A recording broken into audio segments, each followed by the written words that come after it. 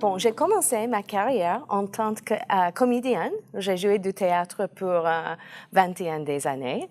Et ce qui s'est intéressé pour moi maintenant est quand j'étais comédienne, j'ai pensé comment d'être une bonne comédienne, comment d'être forte dans mon art, mais j'ai jamais pensé comment développer ma créativité. Voilà, parce que j'ai pas pensé que la créativité est quelque chose à développer. C'est quelque chose qui vient ou il ne vient pas. Et puis, quand j'étais comédien, je suis venue ici à Poitiers pour vivre dans le château à Saint-Julien-Largue avec quelques autres comédiens de Seattle pour montrer une compagnie théâtrale et une école pour les jeunes comédiens des États-Unis qui prennent leurs études à l'étranger. Oui. Alors, c'était un grand projet. On avait l'intention de vivre dans une communauté et créer notre propre théâtre et montrer une école de théâtre et tout. Finalement, ça n'a pas marché. On n'avait pas assez d'argent pour continuer. C'était un grand rêve. Ce n'est pas réussi. Mais c'est cet événement qui m'a mené ici à Poitiers. Après, c'était fini. Quand je suis retournée à Seattle, il me semblait que j'étais en train de quitter le théâtre. Et j'ai passé un peu de temps pour trouver ma prochaine chemin.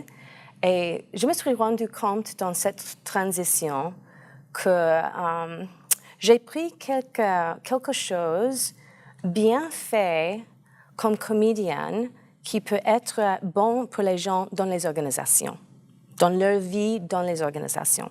Comme quoi? Comme d'être conscience de l'intelligence émotionnelle, parce que ça, c'est quelque chose que c'est très important pour le comédien, savoir comment communiquer l'émotion du caractère, du rôle. Et aussi, on parle de l'importance de l'intelligence émotionnelle dans la réussite professionnelle. Maintenant, on dit que l'intelligence émotionnelle, c'est peut-être plus importante que l'intelligence dans la réussite professionnelle. Alors ça, c'est une chose. Deuxième chose est l'habilité d'être fortement présente dans le moment, parce que ça, c'est une autre chose que le comédien doit faire.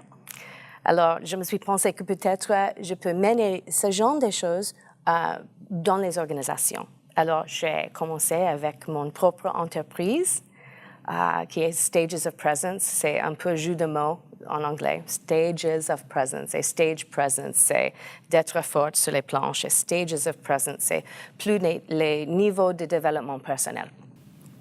Et puis, un peu après j'ai commencé mon entreprise, j'avais l'opportunité de collaborer avec deux autres personnes qui ont l'idée de créer un programme sur la créativité et l'innovation pour les organisations. Et c'était moi qui ai fait toutes les recherches pour toutes les activités que nous avons créées.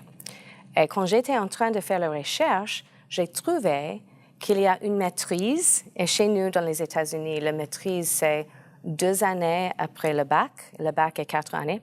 C'est une maîtrise dans les études de créativité, et j'étais un peu étonnée parce que j'ai jamais pensé que la créativité était un sujet un peu étudié. Mais aussi, j'ai su que ça, c'est mon chemin. Alors, j'ai suivi ces études en créativité et ça m'a ouvert mes yeux. Et j'ai bien compris que il y a les choses dans la créativité que beaucoup de gens, ils ne savent pas. Et ce n'est pas trop compliqué, mais parce que on enseigne la créativité dans les écoles, c'est possible pour les gens vivre leur vie sans savoir exactement comment la créativité marche pour eux. Mais en savoir sa propre créativité, ça donne une richesse à la vie. Et ça, c'est une lien à soi-même. Et on sait quand on est bien en la créativité, on pense que le monde est plein de possibilités. Et quand on n'est pas bien avec la créativité, on souffre. Et parfois, c'est difficile. Parfois, il y a les trucs psychologiquement qui sont les vrais obstacles. Mais parfois, c'est plus simple que ça. C'est que l'information, comment joue avec la créativité. Et c'est ça mon objectif, et d'enseigner les gens, soit dans les organisations, et surtout dans les organisations assez souvent, ils ont l'objectif d'avoir l'innovation.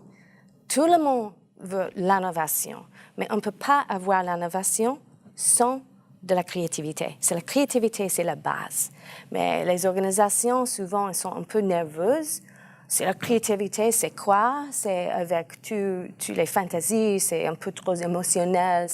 Ils ont un peu peur de parler de la créativité. Ils ont les stéréotypes que la créativité, que pour les artistes, la créativité, c'est un peu bizarre, c'est des choses comme ça.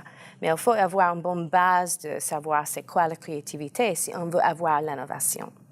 Alors, je sais expliquer aux organisations pourquoi il faut bien comprendre la valeur de la créativité et aussi comment la créativité se magnifie dans les manières diverses dans les individus, parce que nous avons plein de stéréotypes. C'est quoi une personne créative?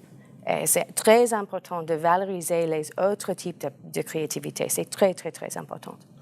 Alors ça, c'est pour les organisations et c'est la même chose pour les individus. Quand je suis un coach de créativité, j'ai fait la même chose. On mettre en valeur, c'est quoi la créativité pour chaque personne.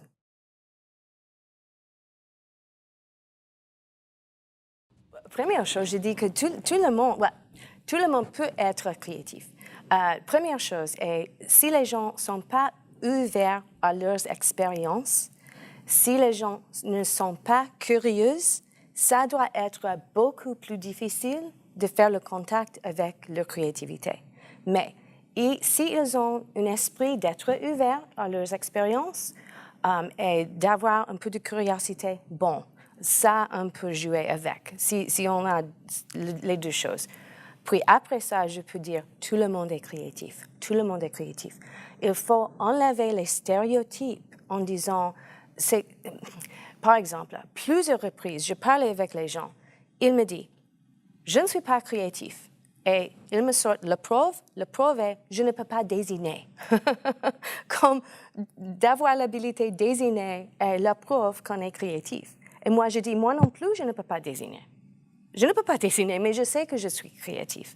Ils sont un peu confondus que la créativité est l'expression artistique. Ça, c'est déjà un grand stéréotype. Alors, j'enlève cette stéréotype. Je dis, c'est quoi que vous intéresse? Comment est-ce que vous solvez les problèmes dans la vie? Et ça, c'est la vie quotidienne nous présente plusieurs opportunités pour notre créativité. Il faut ouvrir la définition de c'est quoi la créativité. C'est pas que l'expression artistique. C'est pas que avoir les chansons et les choses de beauté. Ça, c'est très important. Mais aussi, c'est comment survivre.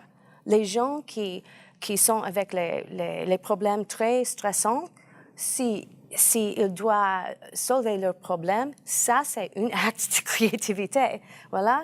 Et peut-être ils ne pensent pas comme ça. Et je peux parler avec eux. Je peux dire, comment est-ce que vous avez sauvé votre problème? Et je dis, voilà, ça c'est très, très, très créatif. Vous avez su vivre quelque chose. Ça, c'est très, très, très créatif. La créativité, c'est une partie de notre évolution humaine. Ce n'est pas possible de n'être pas créatif. Voilà.